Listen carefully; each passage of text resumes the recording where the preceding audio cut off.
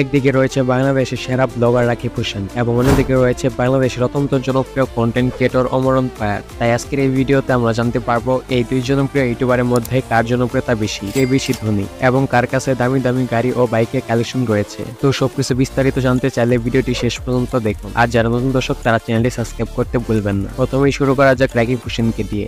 রাকিব হোসেন হচ্ছেন বাংলাদেশের অত্যন্ত জনপ্রিয় একজন ইউটিউবার, এর পাশাপাশি বাংলাদেশের 1 নম্বর ব্লগার। রাকিবের জন্ম বাংলাদেশের মুন্সিগঞ্জে হলেও তার ছোটবেলা থেকে বেড়ে ওঠা ঢাকার মোহাম্মদপুর এলাকাতে। তিনি জন্মগ্রহণ করেন 20 নভেম্বর 2000 সালে। সেই হিসেবে বর্তমানে তার বয়স 24 বছর। বর্তমানে রাকিব হোসেন তার সম্পূর্ণ পরিবার নিয়ে ঢাকা বাড্ডায় বসবাস করছেন এবং ইনি হচ্ছেন রাকিব হোসেনের বাবা আর ইনি হচ্ছেন রাকিব হোসেনের মা। রাকিবের মোট 4 বোন এবং 2 ভাই রয়েছে। ইনি হচ্ছেন রাকিব হোসেনের বড় বোন আর ইনি হচ্ছেন রাকিব হোসেনের মেজো বোন এবং তিনিও একজন ইউটিউবার। রাকিবের তৃতীয় বোনের নাম হচ্ছে আফসানা এবং রাকিবের সবথেকে ছোট বোনের নাম হচ্ছে ঋতু হোসেন। আর রাকিবের ভিডিওগুলোতে নিয়মিত তার ছোট বোনকে দেখা যায়। তাছাড়াও রাকিবের একজন বড় ভাই রয়েছে যিনি দেশের বাইরে বসবাস করে থাকেন। রাকিব তার চ্যানেলে ব্লগ ভিডিও তৈরি করে থাকে। তাছাড়াও বেশ কয়েকটি মিউজিক ভিডিওতেও কাজ করেছেন। তার প্রথম মিউজিক ভিডিও ভালোবাসি বেশি ইউটিউবে 7 মিলিয়ন ভিউ পায়। রাকিবের স্ত্রীর নাম হলো নুসরাত জাহান অন্তরা এবং তারা দুজনে একসাথে বেশ কিছু নাটক ও মিউজিক ভিডিও করেছে। বিশেষ করে দর্শকরা রাকিব হোসেন এবং অন্তরাকে অনেক বেশি পছন্দ করেছে। রাকিবকে বলা হয় একজন সফল ইউটিউবার কারণ তার ইউটিউবের ভিডিও বাচ্চা থেকে বুড়ো সকলেই দেখে থাকে। বলা হয়ে থাকে রাকিবের এই সফলতার পেছনে মেহেদী হাসানের হাত রয়েছে। কিন্তু 2022 সালে রাকিব হোসেন আর মেহেদী হোসেনের মধ্যে কিছু ভুল বোঝাবুঝি হয়। বলতে গেলে এটি অনেক বড় একটি ঝগড়া ছিল। তো এরপরে তারা দুজন আলাদা হয়ে যায়। রাকিবের ব্লগে মেহেদীকে আর দেখা যায় না।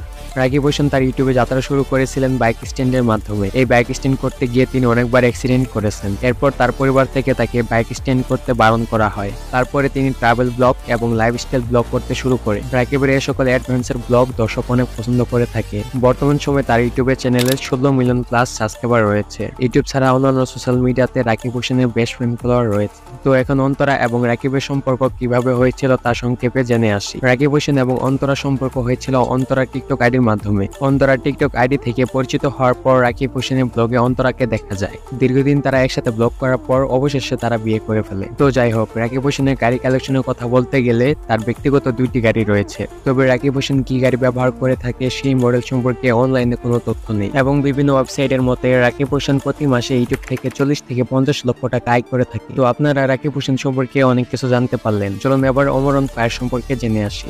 বাংলাদেশের আরেকজন জনপ্রিয় কন্টেন্ট ক্রিয়েটর হচ্ছেন অমরন ফায়ার। ওমর তার প্রথম সফলতা পেয়েছিল লাইকি অ্যাপের মাধ্যমে। আজ থেকে প্রায় 3 থেকে 4 বছর আগে এক সময় লাইকি অনেক জনপ্রিয় অ্যাপ ছিল।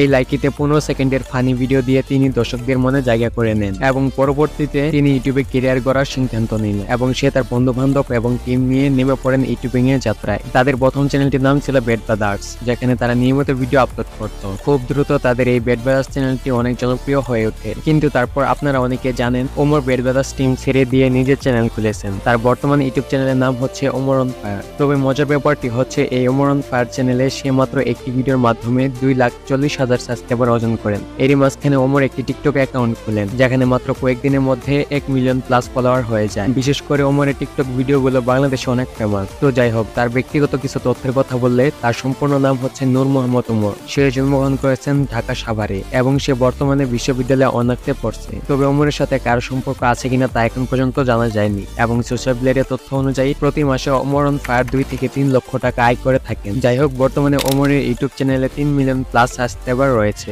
বন্ধুরা, ওমরের ভিডিওগুলো এতটাই ফানি হয়ে থাকে যে আপনি হাসতে হাসতে পাগল হয়ে যাবেন। এবং আপনার মতে কে আসলে সেরা, রাকিব হোসেন নাকি অমরন ফায়ার? এবং আপনার কাছে কার ভিডিওগুলো ভালো লাগে তা নিচে কমেন্ট করে জানিয়ে দিন। ভিডিওটি ভালো লাগলে অবশ্যই একটি লাইক দিন এবং চ্যানেলটি সাবস্ক্রাইব করতে ভুলবেন না। তো দেখা হবে পরবর্তী কোনো ভিডিওতে।